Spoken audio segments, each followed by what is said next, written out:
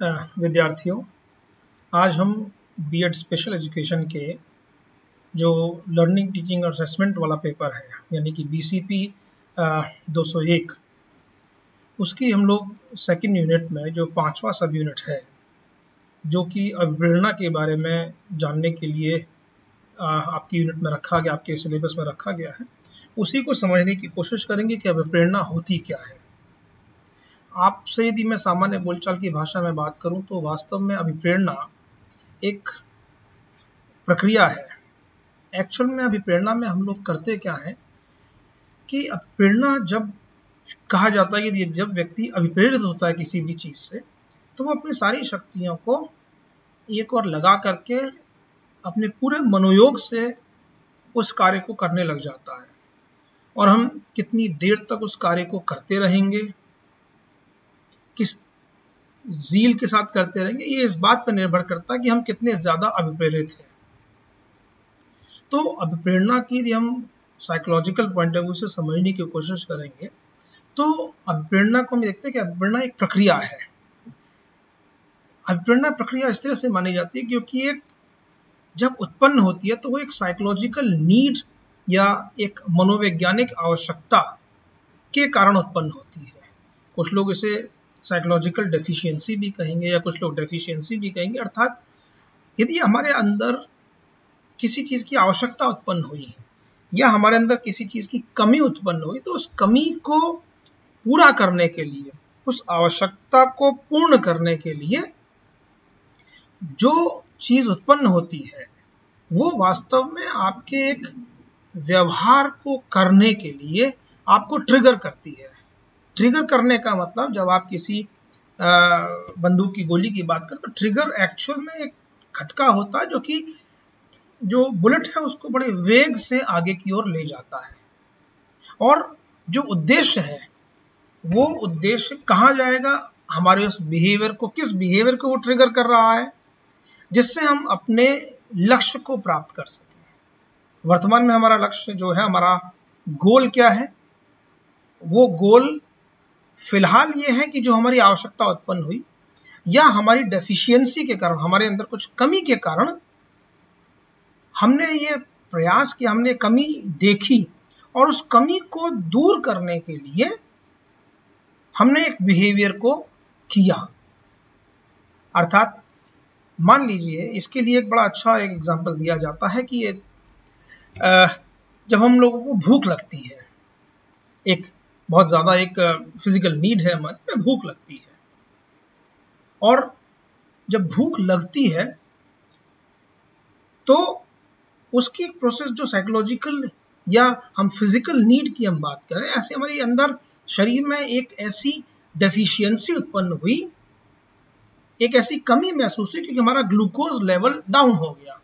हम वर्तमान में एक कमी के अंदर जी रहे हैं क्योंकि हमने जो भोजन किया था वो सवेरे किया था। अब हमारा शरीर में ब्लड में ग्लूकोज का लेवल कम होने लगा, इसलिए हमें भूख का एहसास होने लगा। तो जो शरीर में एक कमी उत्पन्न हुई, उस कमी को पूर्ण करने के लिए हम भोजन की तलाश में लगते हैं, भोजन का निर्माण करते हैं। तो भूख जो है वो एक स्थिति की हम बात करते हैं। भूख जो एक स्थिति है, उस भूख को समाप्त करने के लिए हम तमाम व्यवहारों को करते हैं।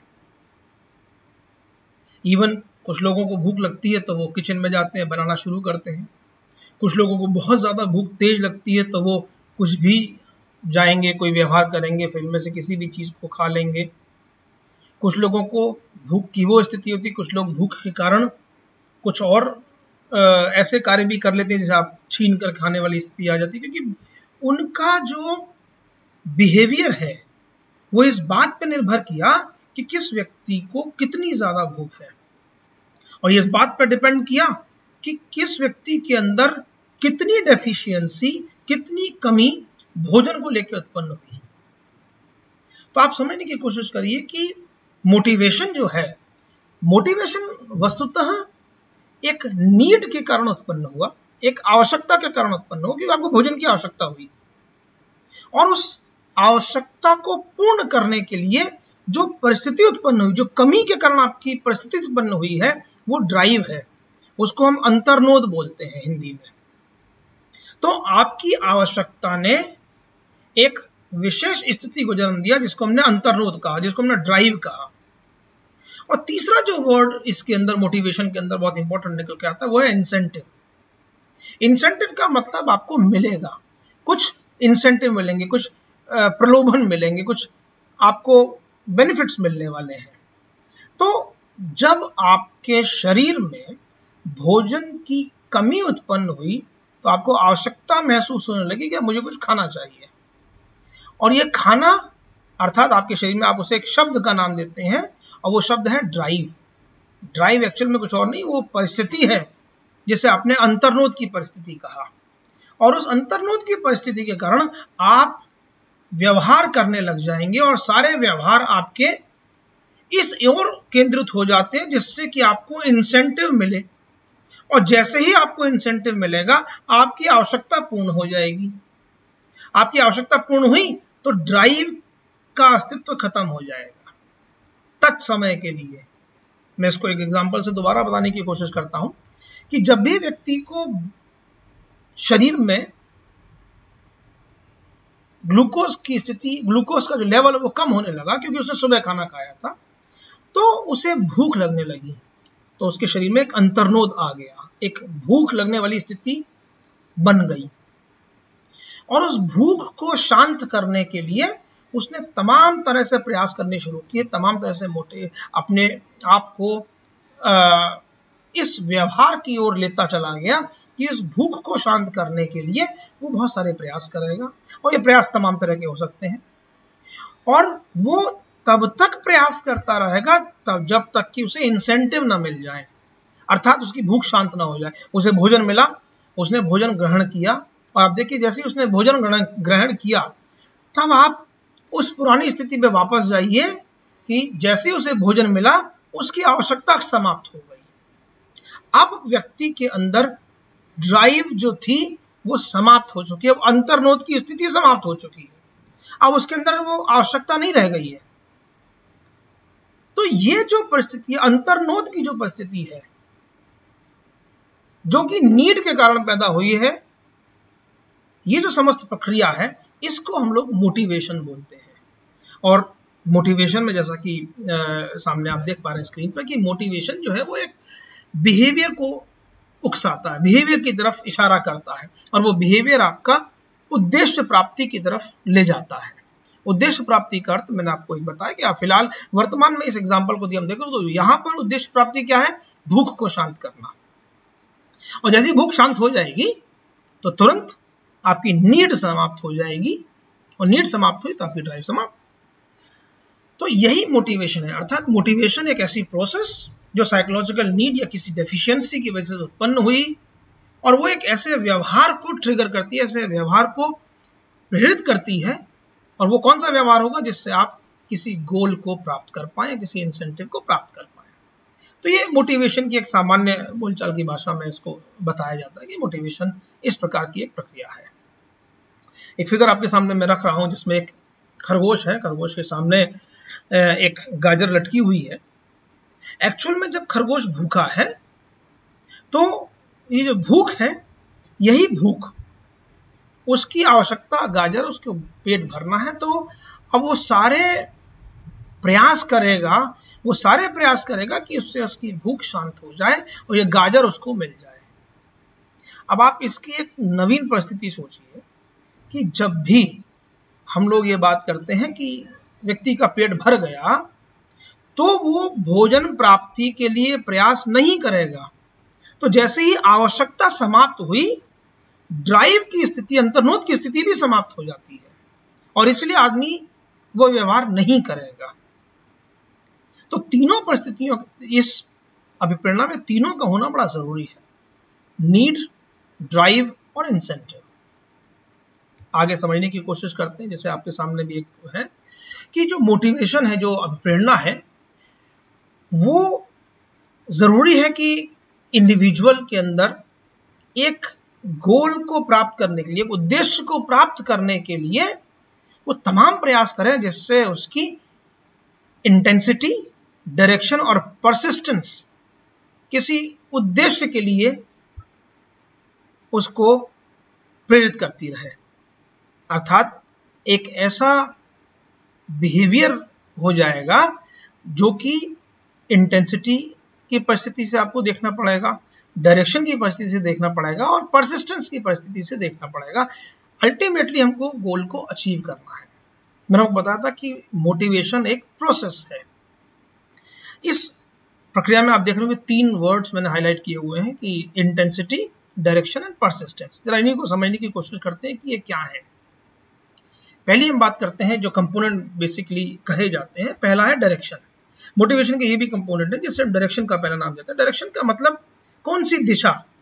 जब भी आपके शरीर के अंदर कोई ऐसी स्थिति उत्पन्न होगी, चाहे हम उसे शरीर की आवश्यकता की बात करें, चाहे हम उसे साइकोलॉजिकल नीड की बात करें, तो यदि कोई ऐसी स्थिति उत्पन्न होगी जो कि आवश्यकता आधारित है या डेफिशिएंसी पर आधारित है, जो ये मदद करेगी, मोटिवेशन यदि आपने तो ये मदद करेगा कि जिससे आप जो सबसे सही रास्ता है उसका चुनाव करें।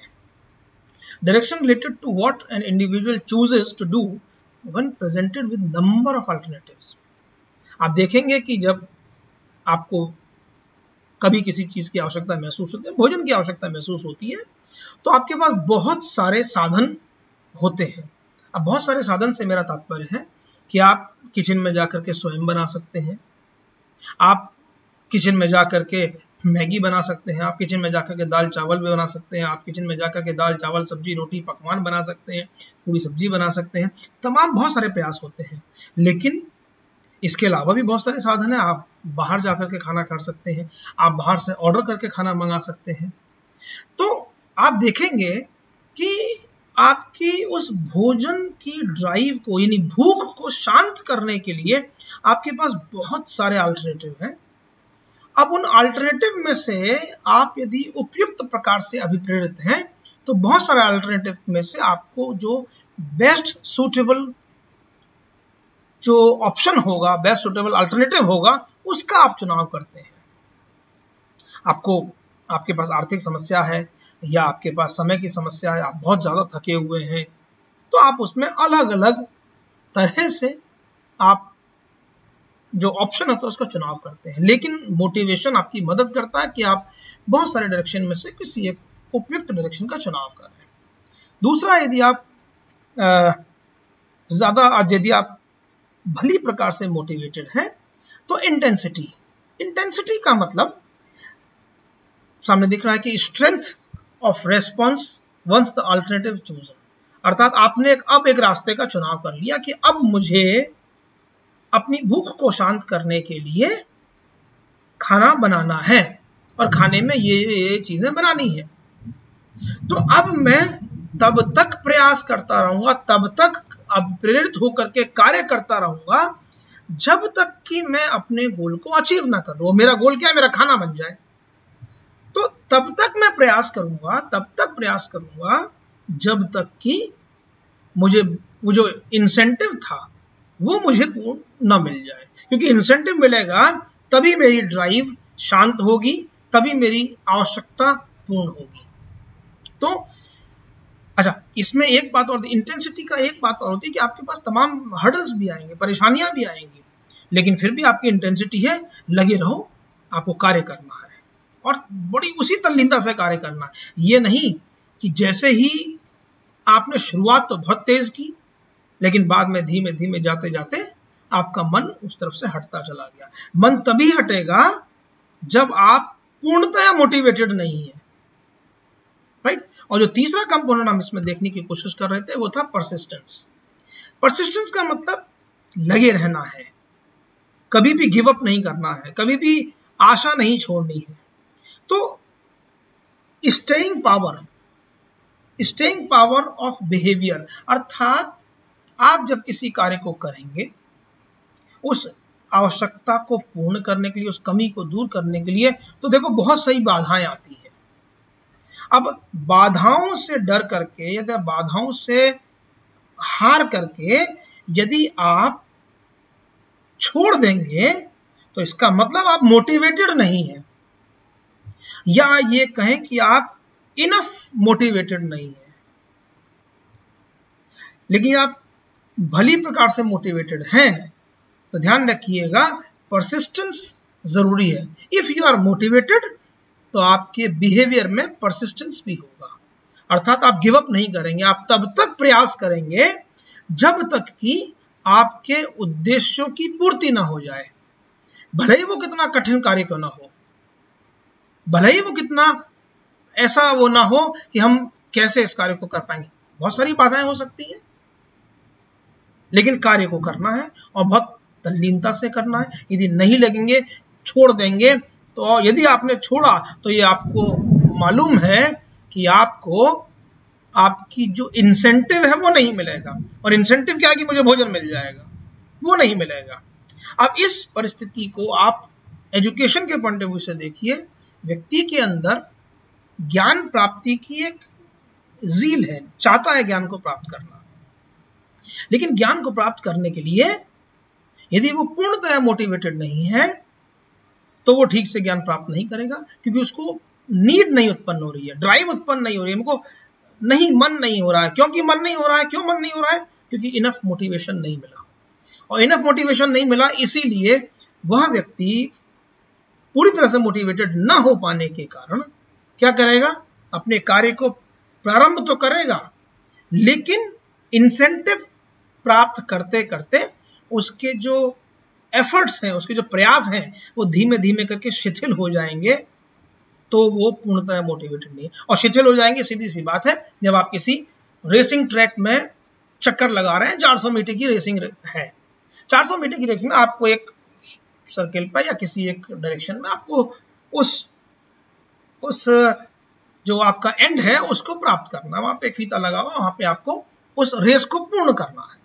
तो आपने शुरू में तो बहुत तेज दौड़ा क्योंकि आप मोटिवेटेड हैं, लेकिन धीमे धीमे धीमे करके आपने उस रेस को, उसमें आपने स्पीड कम कर दी, आपकी जो इंटेंसिटी है वो कम हो गई, या फिर आपने बीच में ही गिव अप कर दिया। तो आप सोचिए, क्या आप उस रेस को प्राप्त करने के बाद आप किसी भी मेडल के अधिकारी होंगे?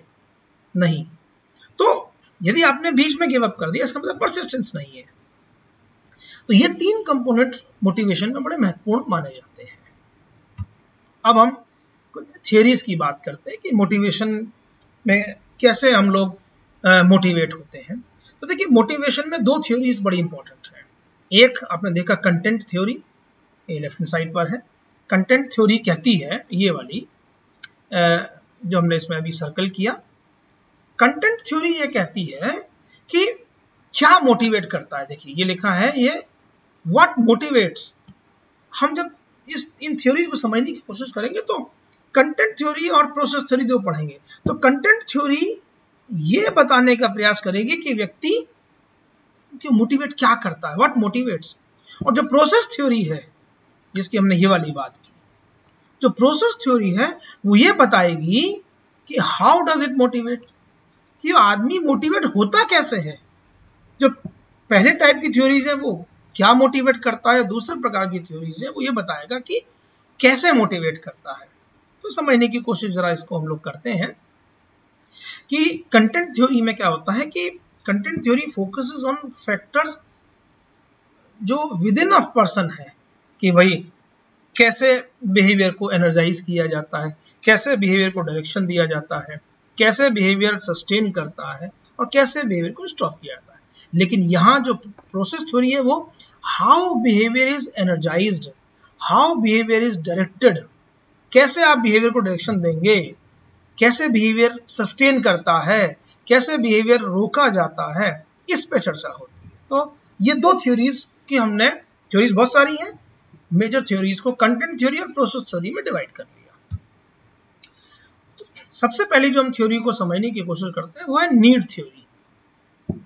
नीड थ्योरी नाम से स्पष्ट हो रहा है, आवश्यकता आधारित। यानी जिस थ्योरी को, जो थ्योरी मोटिवेशन को आवश्यकता के पॉइंट ऑफ व्यू से समझाए, उसको हम लोग नीड थ्योरी कहते हैं। तो motivation theories that specifies the kind of needs people have, वो स्पेसिफाई कर रहे हैं कि शरीर के अंदर, व्यक्ति के अंदर बहुत सारी प्रकार की आवश्यकताएं होती हैं। आपके और मेरे अंदर तमाम आवश्यकताएं हैं। आपकी अलग हो सकती है, मेरी अलग हो सकती है। इस वक्त मुझे भूख नहीं लग रही, हो सकता है आपको भूख लग रही हो। इसका वाइसा वर्सा हो सकता है, किसी को प्यास लग रही हो, किसी को ठंड लग रही हो, किसी को गर्मी लग रही है। तमाम बहुत सारी आवश्यकता, आपके शरीर की आवश्यकताएं हो सकती हैं, आपकी मानसिक आवश्यकताएं हो सकती है, बहुत सारी आवश्यकताएं हो सकती हैं। And have the condition which they will be motivated to satisfy the, और लगे रहेंगे कि एक ऐसी कंडीशन की तरह जिससे आपकी इन नीड्स को सेटिस्फाई किया जा सके। आप अलग तरह से प्रयास करेंगे, मैं अलग तरह से हो सकता है प्रयास करूं।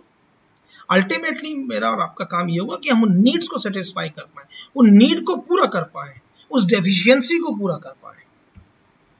तो बेसिक आइडिया जो है इस नीड थ्योरी का वो यही है कि इंडिविजुअल हैव नीड्स, प्रत्येक व्यक्ति की आवश्यकताएं होती हैं, और ये आवश्यकताएं जब सेटिस्फाई हो जाती हैं तो विल रिजल्ट इन मोटिवेशन, तो इसको मोटिवेशन में कन्वर्ट हो जाती है।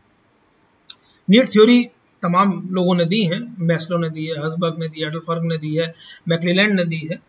आपके कोर्ट में हम लोग यही मैस्लो की जो हायरार्की है उसको समझने की कोशिश करें। जो सबसे पहला ये जो आपका है मैस्लो की थ्योरी, हम इसी को केवल समझने की कोशिश करेंगे कि आपके सिलेबस में ये मैस्लो वाली थ्योरी ही दी गई है।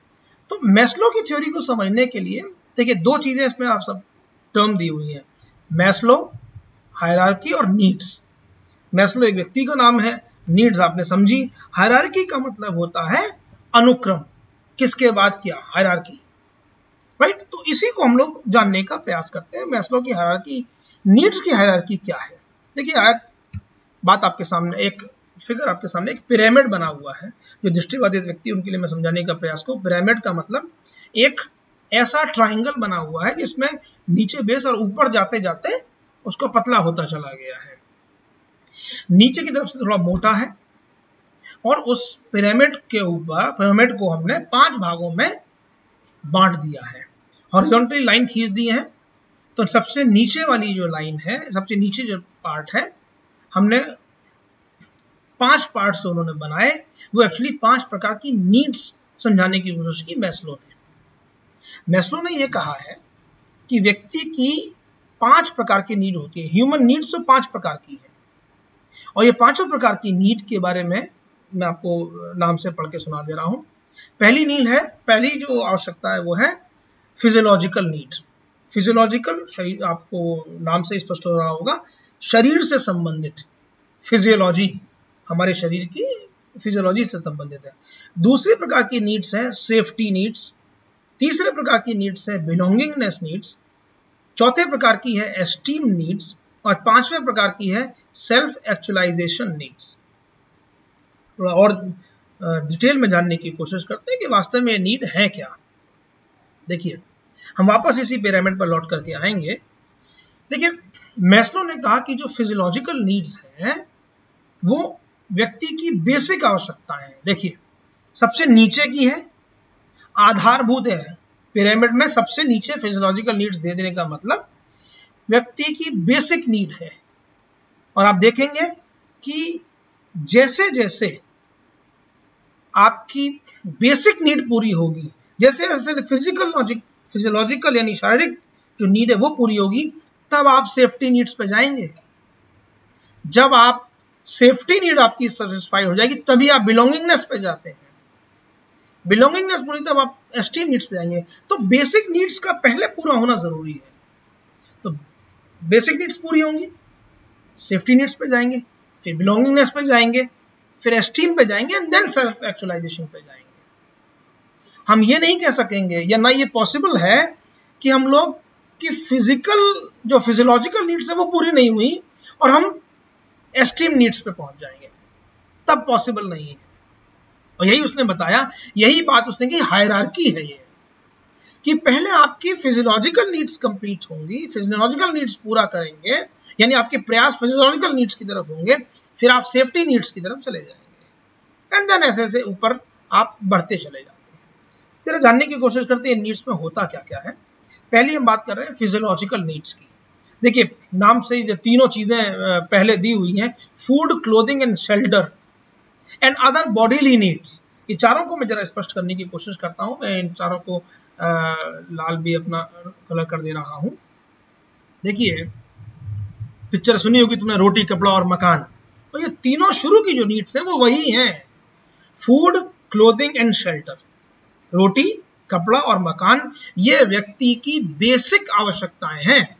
And other bodily needs, other bodily needs से तात्पर्य है कि आपके शरीर का एक्सक्रीटरी सिस्टम है, आपके शरीर का जो और बायोलॉजिकल सिस्टम्स हैं वो भी बहुत ज्यादा जरूरी हैं। केवल आप रोटी, कपड़ा और मकान से काम नहीं चलेगा। आपने रोटी खा ली है तो आपका सिस्टम इस तरह से काम करेगा कि आपका एक्सक्रीटरी सिस्टम, आपको उस वेस्ट फूड को अपने शरीर से बाहर निकालना होगा।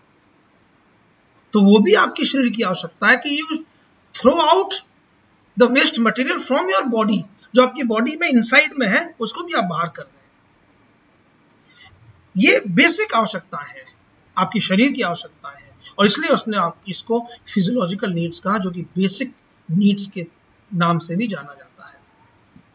जो दूसरे प्रकार की नीड्स है जिसे हमने आपने सेफ्टी नीड्स कहा। देखिए, सेफ्टी नीड्स, जब आपकी फिजियोलॉजिकल नीड्स कंप्लीट हो जाएंगी तब आप अपनी सुरक्षा की बात करेंगे। जब भूखे पेट होंगे तो आपके साथ में आपका अपनी सुरक्षा नजर नहीं आएगी। पहले भोजन मिल जाए तब अपने आप को बचाने की कोशिश करेंगे। पहले आप शेल्टर ले लें, कहीं पर आपको कहीं मकान मिल जाए, कहीं अपने आप को रख लूं मैं, आप बेसिक चीज पूरी कर लो। उसके बाद आप फिजिकल और इमोशनल हार्म से बचने की कोशिश करते हैं। That includes security and protection from physical and emotional harm. तब आप ये बचेंगे, तब आप फिजिकल और इमोशनल का मतलब, तब आप शरीर से और इमोशनली रूप से आपको कोई हानि ना पहुंचाए, आप उस ओर प्रयास करते हैं, उस ओर समझने की कोशिश करते हैं कि वो आप सेफ्टी अपने आप को देना चाहते हैं। तो सेफ्टी नीड्स आपकी वो आवश्यकता है जो आपको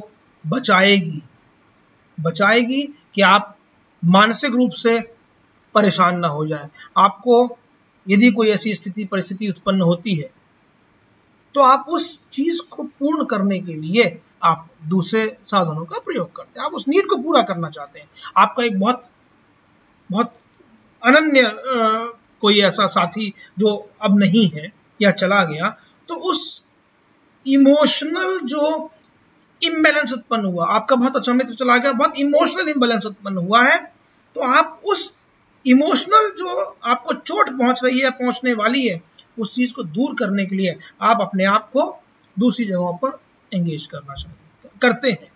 तो वो नीड को पूरा करते हैं आप। ये इमोशनल हार्म जो उससे पूरा करने के लिए उसे दूसरे मित्रों का सहारा लेते हैं, दूसरे साधनों का सहारा लेते हैं, इनसे दूर होने का प्रयास करते हैं ताकि वो इमोशंस आपको नुकसान ना पहुंचा सके। जब ये नीड पूरी हो जाएंगी दोनों, तब आप सोशल पे पहुंचेंगे। और सोशल में आपको बताया था एक्चुअली वो बिलोंगिंगनेस का मतलब कि मैं दूसरे व्यक्ति के साथ कैसे एसोसिएटेड हो, उसको सोशल वर्ड हम लोग ज्यादा इस्तेमाल करते हैं। कि अफेक्शन यहीं पे नजर आता है कि जब आपकी फिजियोलॉजिकल नीड्स भी कंप्लीट हो गई, सेफ्टी भी आपकी सुनिश्चित हो गई, तब आप अफेक्शन पे चले जाएंगे, तब आप दूसरों की चिंता करने लगेंगे। अरे पहले मेरा, फिर मेरा परिवार, मेरे मित्र, मुझसे बिलोंग जो करते हैं लोग। फ्रेंडशिप आप देखिए, मित्रता बेटा तभी काम आती है जब आपकी फिजियोलॉजिकल और सेफ्टी नीड आपकी अपनी कंप्लीट हो जाए, तभी परिवार वाले ही याद आते हैं। तो वो जो अफेक्शन, बिलोंगिंगनेस वाली जो बात है, वो सेफ्टी नीड के बाद की कहानी है। इट मींस वो दोनों बेसिक आवश्यकताएं पूरा होने के बाद ही आप दूसरों का सोचेंगे। आप देख लीजिए, ये जो नीचे की दोनों थी ना, वो बेसिक नीड्स कहलाई। फिजियोलॉजिकल, जो आप अपने फिजियोलॉजिकल चीजों को प्राप्त करना चाह रहे हैं या फिर उस नीड को पूरा करना चाह रहे हैं, एंड सेफ्टी टुवर्ड्स योरसेल्फ, अपने आप को प्रोटेक्ट करने के लिए, अपने आप से फिजिकल और इमोशनल चीजों से प्रोटेक्ट करने के लिए। जब आपकी दोनों बेसिक आवश्यकता पूरी हो गई, तब आप अपने जो सराउंडिंग है उस पर जाते हैं, अपनी बिलोंगिंगनेस पे जाते हैं, आपके जो चारों तरफ का एनवायरनमेंट है आप उस पर जाते हैं। आप पहले खा कमा लेंगे तब जाके इंश्योरेंस की तरफ सोचते हैं। बड़ा इंश्योरेंस का एडवर्टाइजमेंट आता है कि भैया आप नहीं रहोगे तो आपके परिवार का क्या होगा। एक्चुअल में वो हिट करते हैं कि आपका बिलोंगिंगनेस है, हमें से कोई नहीं जानता कि कल क्या होगा, लेकिन वो उस नीड को हिट करता है एडवर्टाइजमेंट कि कल को आप नहीं रहे तो आपके परिवार का देखेगा कौन।